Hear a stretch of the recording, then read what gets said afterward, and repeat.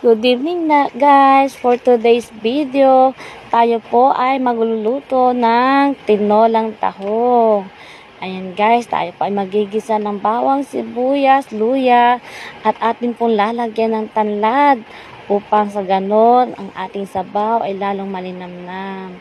Magisa na rin po tayo ng kamatis at pagto po ay lalagyan na rin po natin ng magic sarap at paminta para kumapit na po ang kanyang seasoning. At pag gisang-gisa na po ang ating kamatis, durog na ay saka po natin ilagay ang ating tahong.